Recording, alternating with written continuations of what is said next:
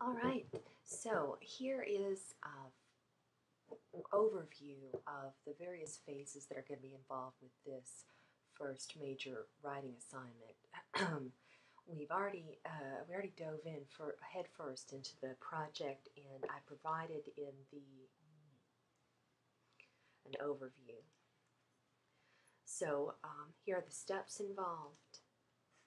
The first step is one that we've already dug into, that it demands two things, both rigor and play. What I'm asking is for you to learn something about Northeast Texas in general so that you can better understand what you are trying to find in the archives. But do keep your mind open to what's possible within those archives. Stories that are left untold, material that seems to be out of step with what the research is telling us about this area.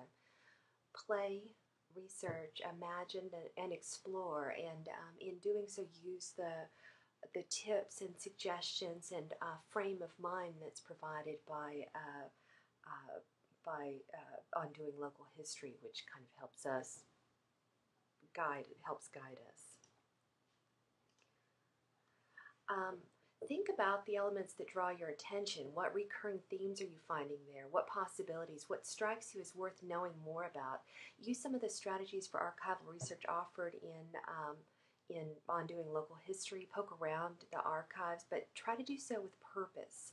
You're going to be looking for possible research question, a focal point, a lens. So think about that as you do your work.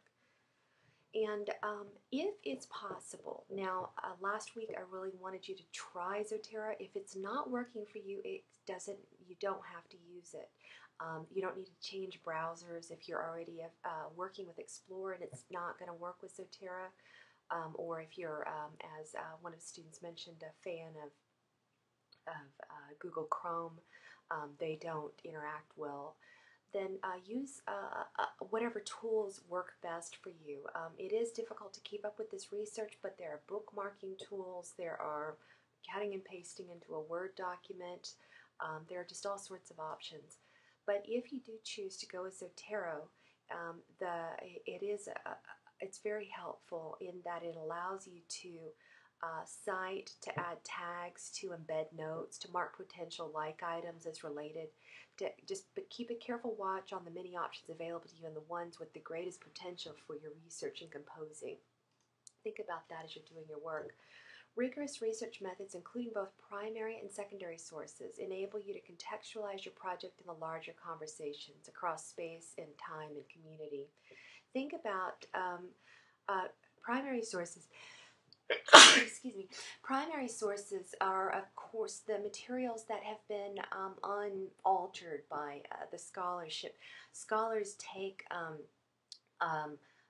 voting records and tax records and diaries and letters and death records and newsletters and all these items that were produced in the moment, and they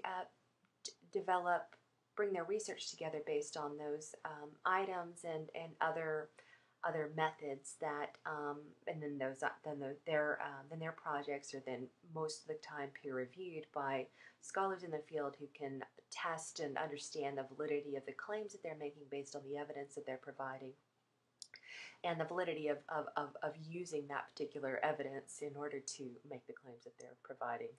So the scholarship produced by the use of primary source materials and so forth is called secondary source materials, and those don't appear in the archives with the same prevalence because, for the most part, we're talking about rare items, and so class notes, these kinds of things, things that were produced in the moment, as I said.